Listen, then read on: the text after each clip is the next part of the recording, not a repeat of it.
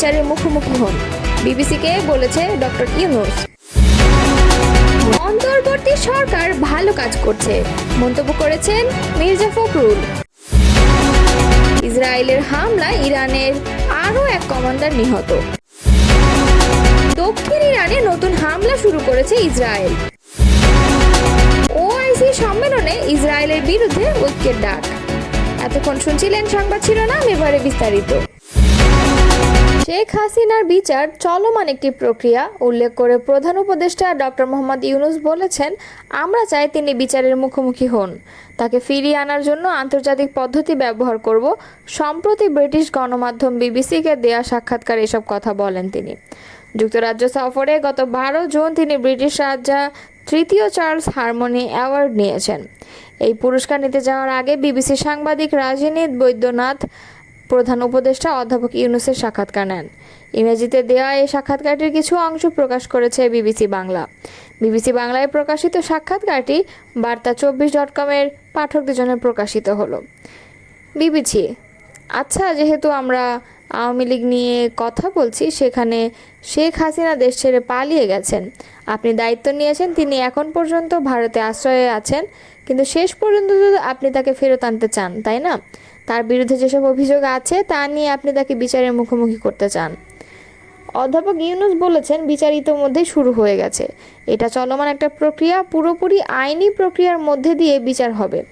আমরা চাই তিনি বিচারের মুখোমুখি হন, তাকে ফিরিয়ে আনার জন্য আন্তর্জাতিক পদ্ধতি ব্যবহার করব। যেভাবে একজন অভিযুক্তকে দেশে ফিরিয়ে আনা যায় সেটাই করব। এটি সম্পূর্ণ আইনি প্রক্রিয়া। কিভাবে তাকে ফিরিয়ে আনবেন? মানে আপনারা তো মোদির সঙ্গে অনেক দেখা হয়, আন্তর্জাতিক ব্যবস্থা ব্যবহার করে তাকে ধরে আনার কোনো ক্ষমতা তো আমাদের নেই। কিন্তু আপনি যেসব অভিযোগ করছেন শুধু শেখ হাসিনার বিরুদ্ধে নয়, তার সহযোগীদের বিরুদ্ধেও, যাদের বিরুদ্ধে মানবতা বিরোধী অপরাধ, দুর্নীতিসহ আরও অনেক অভিযোগ আছে, এসব সত্ত্বেও তাকে এতদিন থাকতে দেয়। আপনি কি মোদির উপর বিরক্ত নন? অধ্যাপক ইউনূস বলেন, তার ভারতে থাকা বাংলাদেশিদের জন্য তেমন কোনো সমস্যা নয়, সমস্যা হচ্ছে তার কণ্ঠস্বর। তিনি নিয়মিত বাংলাদেশের মানুষের উদ্দেশ্যে ভাষণ দেন, মিডিয়ার মাধ্যমে প্রচার করেন। বিবিসি বলেন, তাহলে আপনি মনে করেন ভারতকে আরও কিছু করা উচিত যেন তিনি এই ভাষণগুলো না দিতে পারেন? অধ্যাপক ইউনূস বলেছেন, সেটা আপনিই বলেছেন। অন্তর্বর্তী সরকার দায়িত্ব নেওয়ার পর থেকে আওয়ামী লীগের শত শত সমর্থক বা সহানুভূতিশীলকে গ্রেপ্তার করা হয়েছে। অনেকে প্রশ্ন তুলেছেন, আপনি কি তাহলে ঠিক তাদের মতোই সমালোচকদের দমন করছেন? অধ্যাপক ইউনূস বলেন, এটা বলা লজ্জাজনক হবে। আপনি যদি অন্তর্বর্তী সরকারকে আওয়ামী লীগ সরকারের সঙ্গে তুলনা করেন, তাহলে বুঝতে হবে আপনি বাংলাদেশকে বোঝেন না, বাংলাদেশের বাস্তবতাকে বোঝেন না, আপনি বোঝেন না আওয়ামী লীগ কী আর অন্তর্বর্তী সরকার কী। বিবিসি বলেছে, এগুলো আমার কথা নয়, অনেকে বলেছে।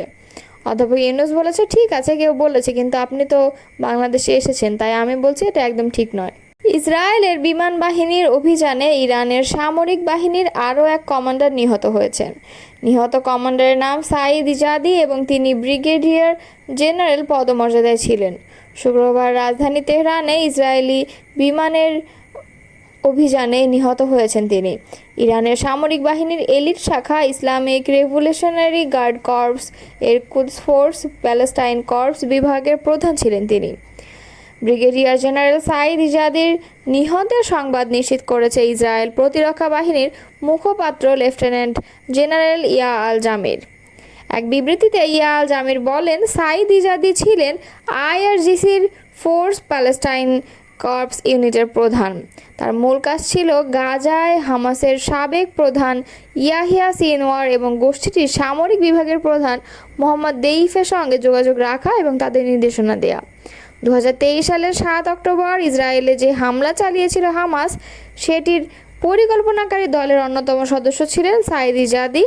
তার হাতে হাজার হাজার ইসরায়েলির রক্ত লেগে আছে। প্রসঙ্গত, শুক্রবার রাতে ইসরায়েলি বাহিনীর বিমান অভিযানে এ নিয়ে তিনি ইরানি কমান্ডারের নিহত হওয়ার সংবাদ পাওয়া গেল এবং বাকি দুজন হলেন ব্রিগেডিয়ার জেনারেল আমিন পৌরজোধি এবং ব্রিগেডিয়ার জেনারেল বেনহাম শারিয়ারি। ইরানের দক্ষিণ পশ্চিমাঞ্চলীয় একাধিক এলাকায় দেশটির সামরিক বাহিনী স্থাপনা লক্ষ্য করে নতুন হামলা শুরু করেছে ইসরায়েলের সামরিক বাহিনী। শনিবার ইসরায়েলের সামরিক বাহিনী এক বিবৃতিতে এই তথ্য জানিয়েছে। ইসরায়েলের প্রতিরক্ষা বাহিনী বলছে ইরানের দক্ষিণ পশ্চিমের সামরিক স্থাপনায় নতুন করে হামলা শুরু করেছে ইসরায়েলি যুদ্ধবিমান। তবে ইরানের দক্ষিণ পশ্চিমে ঠিক কোন এলাকায় হামলা চালানো হচ্ছে সেই বিষয়ে সুনির্দিষ্ট করে কোনো তথ্য জানানো হয়নি। এর আগে ইসরায়েলের সামরিক বাহিনী শনিবার সকালের দিকে 1 ঘন্টায় অন্তত 8টি মনুষ্যবিহীন ড্রোন ইসরায়েলি আকাশে প্রবেশ করেছে বলে জানায়। ইসরায়েলের স্থানীয় সময় সকাল 10:16 থেকে 11:27 মধ্যে এসব ড্রোন ইসরায়েলের আকাশে প্রবেশ করে।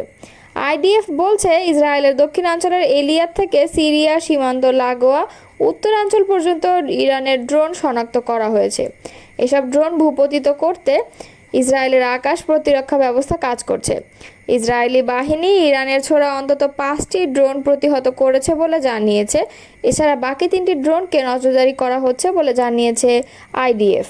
ইস্তাম্বুলে ইসলামী সহযোগিতা সংস্থার এক জরুরি বৈঠকে তুরস্কের পররাষ্ট্রমন্ত্রী হাকান ফিদান মধ্যপ্রাচ্যে ইসরায়েলের ক্রমবর্ধমান আগ্রাসনের নিন্দা করে মুসলিম দেশগুলোর ঐক্যবদ্ধ প্রতিরোধ গড়ে তোলার আহ্বান জানান।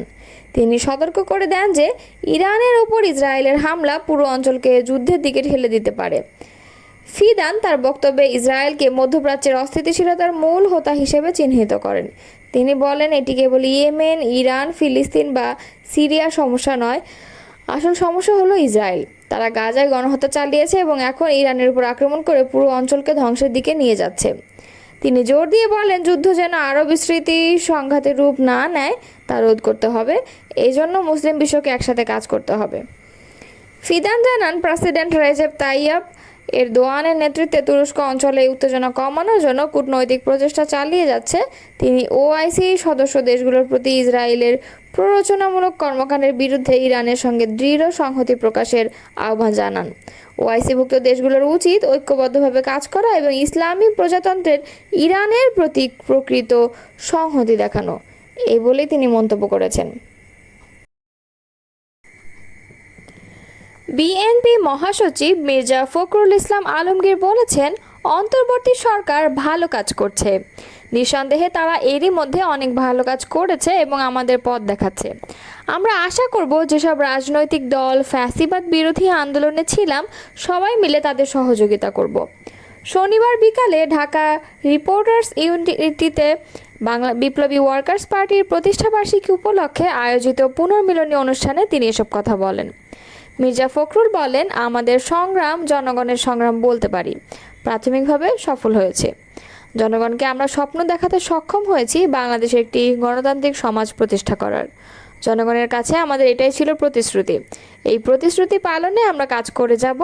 বিদ্যমান রাষ্ট্র কাঠামোতে জনগণের স্বপ্ন পূরণ করা সম্ভব নয়, তাই আমরা 31 দফা দিয়েছি সবার সঙ্গে আলোচনার ভিত্তিতে, যাতে